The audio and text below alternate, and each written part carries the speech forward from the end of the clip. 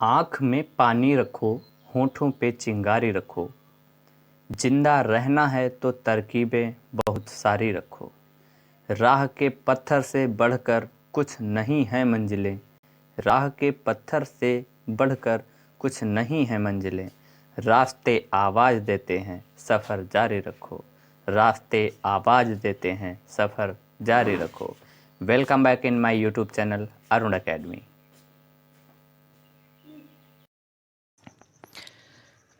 आज का हमारा टॉपिक है ट्रांसफॉर्मेशन, जो कि इंग्लिश ग्रामर से लिया गया है। ठीक है, ट्रांसफॉर्मेशन में क्या होता है कि हमें एक जो सेंटेंस दिया गया होता है उसे दूसरे सेंटेंस में बदलना होता है। जैसे कोई सेंटेंस लिखा हुआ है, जैसे कि लिखा हुआ है Ram is going, Ram is going.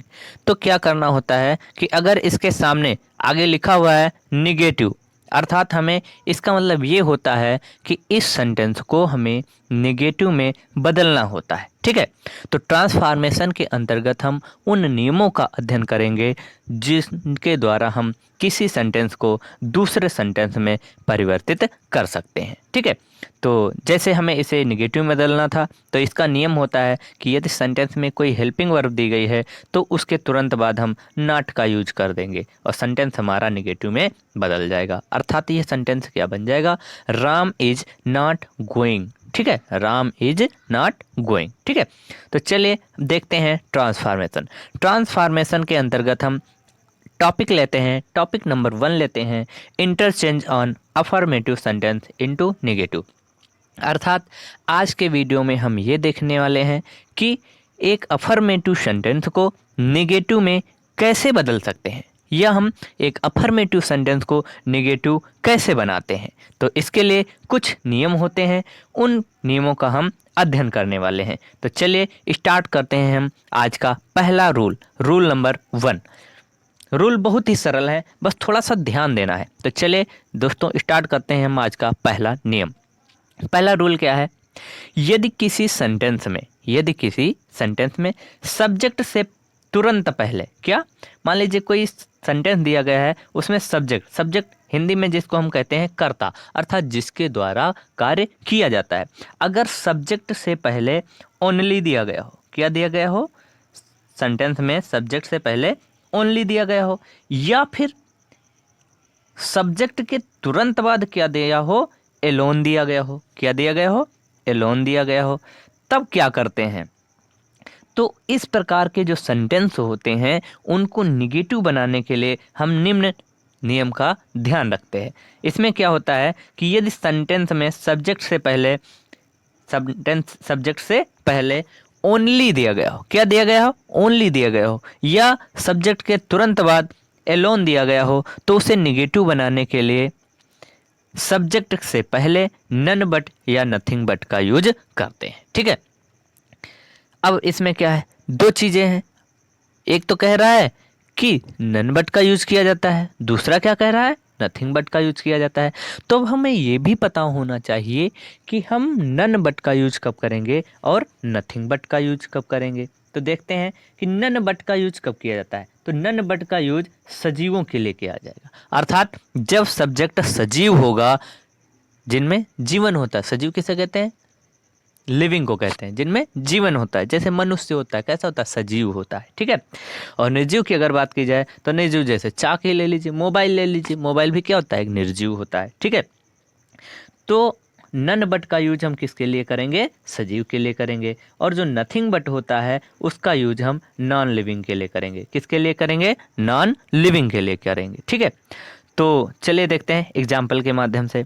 पहले फिर से एक बार नियम सुन लीजिए कि यदि किसी सेंटेंस में सब्जेक्ट से पहले ओनली दिया गया हो, क्या दिया गया हो, सब्जेक्ट से पहले ओनली दिया गया हो, या सब्जेक्ट के तुरंत बाद एलोन दिया गया हो, तो इन दोनों को, किसको, अगर ओनली दिया गया होगा तो ओनली को, अगर एलोन दिया गया है तो एलोन को, इनको हम या तो किस में बदल देंगे, नन बट में बदल देंगे, किसमें, नन बट में, या फिर नथिंग बट में बदल देंगे। ठीक है, नथिंग बट में बदल देंगे। ठीक है, अब यहाँ पर भी कंडीशन वही हमने बताया कि कंडीशन क्या होती है कि नन बट का यूज जो है सजीवों के लिए करेंगे और जो नथिंग बट होगा उसका यूज हम नॉन लिविंग अर्थात निर्जीवों के लिए करेंगे। चलिए एग्जाम्पल देख लेते हैं। एग्जाम्पल दिया गया है only C was present, only C was present in the class, only C was present in the class. दिया गया जो एग्जाम्पल है उसमें सब्जेक्ट क्या है, सी है। क्या है, सब्जेक्ट क्या है, सी दिया गया है। अब सी से पहले ओनली का यूज है। क्या दिया गया है, सी से पहले ओनली दिया गया है। अर्थात अगर हमें इस सेंटेंस को निगेटिव में बदलना है तो यहाँ पर हम या तो नन बट का यूज करेंगे या फिर नथिंग बट का यूज करेंगे। अब जैसा कि नियम में ज्ञात है कि क्या होता है कि नथिंग बट का यूज हम किसके लिए करते हैं, नॉन लिविंग के लिए करते हैं, और नन बट का यूज किसके लिए करते हैं, लिविंग के लिए करते हैं अर्थात सजीव के लिए करते हैं। क्योंकि हमारा जो सेंटेंस में सब्जेक्ट दिया गया है वो सी है। क्या है, सी है। और सी का यूज हम किसके लिए करते हैं, किसी फीमेल के लिए करते हैं, और वो कैसा होता है, सजीव होता है। और जब सजीव होगा तो वहाँ पर हम सेंटेंस की शुरुआत किससे करेंगे, नन बट से करेंगे। अर्थात इसे हमें निगेटिव में बदलने के लिए केवल और केवल नन बट का यूज कर देना है। तो सेंटेंस क्या बन जाएगा, none but she was present in the class. ठीक है, आशा करता हूँ पहला एग्जाम्पल समझ में आ गया होगा। चलिए दूसरा एग्जाम्पल देखते हैं। दूसरा एग्जाम्पल दिया गया है some books are, some books alone were in the shop, some books alone were in the shop। अब इस सेंटेंस को हमें निगेटिव में बदलना है। क्योंकि यहाँ पर देखिए सब्जेक्ट दिया गया है सम बुक्स, कुछ पुस्तकें, ये पूरा क्या है, सब्जेक्ट है। और सब्जेक्ट के तुरंत पश्चात दिया गया है एलोन दिया गया है। क्या दिया गया है, एलोन। अब जो ये सम बुक्स हैं भाई, किताबें कैसी होती हैं, सजीव होती हैं या निर्जीव होती हैं, तो किताबें जो हैं वो निर्जीव होती हैं।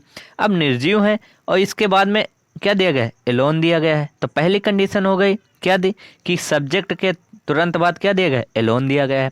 अब जब सब्जेक्ट के तुरंत बाद एलोन दिया गया है तो हमको तुरंत पता है कि इसके स्थान पर हमें नथिंग बट या नन बट का यूज करना है। अब चूंकि यहाँ पर जो सब्जेक्ट दिया गया है वो नॉन लिविंग है। क्या है, नॉन लिविंग है। और जब नॉन लिविंग होता है तो उसके स्थान पर हम किसका यूज करते हैं, नथिंग बट का यूज करते हैं। तो इस सेंटेंस को हम बना देंगे nothing but some books were in the shop. अब हम देखते हैं रूल नंबर 2। रूल नंबर 2 क्या कहता है कि यदि किसी सेंटेंस की स्टार्टिंग में, यदि किसी सेंटेंस की स्टार्टिंग में एज सून एज लिखा हो, क्या लिखा हो, एज सून एज लिखा हो, या फिर हम ऐसे भी कह सकते हैं कि यदि किसी सेंटेंस की शुरुआत एज सून एज से हो तथा मध्य में, तथा सेंटेंस के मध्य में कॉमा लगा हो, क्या लगा हुआ हो, कॉमा लगा हो, तो सेंटेंस को निगेटिव बनाने के लिए एज सून एज के स्थान पर नो सूनर लिखकर सेंटेंस को निगेटिव बना दिया जाता है, तथा कॉमा के स्थान पर देन का यूज किया जाता है। मतलब हमें कुछ नहीं करना, बस दो चीज़ें ध्यान रखनी है कि क्या सेंटेंस की शुरुआत एज सून एज से हो रही है। अगर हो रही है तो उसे हमें उसके स्थान पर नो सूनर का यूज कर देना है। ठीक है, क्या, अगर सेंटेंस की शुरुआत एज सून एज से हो रही है तो उसके स्थान पर हमको नो सूनर का यूज कर देना है। जबकि दूसरा पॉइंट हमें ये याद रखना है कि क्या सेंटेंस में कॉमा दिया गया है। अगर कॉमा दिया गया होगा तो उसके स्थान पर हमें देन लिख देना है और सेंटेंस को निगेटिव बना देना है। इस प्रकार सेंटेंस हमारा अफर्मेटिव से निगेटिव में चेंज हो जाएगा। ठीक है, तो चलिए देखते हैं एग्जाम्पल के रूप में। एग्जाम्पल के द्वारा, एग्जाम्पल क्या लिखा है, as soon as it stopped raining comma the boy went to play. अब देखिए अभी हमने पढ़ा है नियम में कि यदि सेंटेंस की शुरुआत एज सून एज से हो, दिया गया है। अब एज सून एज दिया गया है तो इसके स्थान पर हमको क्या लिख देना है, नो सूनर लिख देना है। अब आगे लिखा है तो एज सून एज के स्थान पर हमने क्या लिख दिया, नो सूनर लिख दिया। अब आगे दिया गया है it stopped raining. Stop, stopped जो है यहाँ पर स्टॉप की सेकेंड फॉर्म, और जब सेकेंड फॉर्म दी गई होती है और उसे निगेटिव में बदलना होता है तो वो पहले हेल्पिंग वर्ब में बदलती है और प्लस इसके बाद में क्रिया की पहली फॉर्म इसके साथ में यूज हो जाती है। जो सेकेंड फॉर्म होती है वो डिड प्लस क्रिया की पहली फॉर्म में परिवर्तित होती है। ठीक है, अर्थात यहाँ पर क्या हो जाएगी, जो स्टॉप्ड हो जाएगी वो डिड और क्रिया की पहली फॉर्म में परिवर्तित हो जाएगी। तो यहाँ पर सेंटेंस क्या हो जाएगा कि no sooner did it stop then,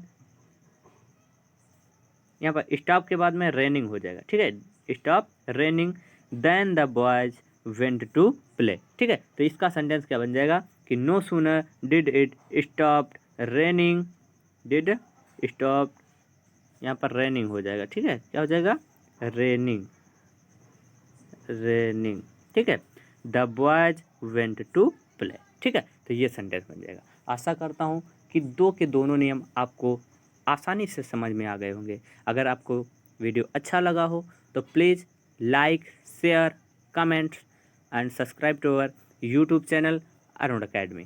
thanks for watching me.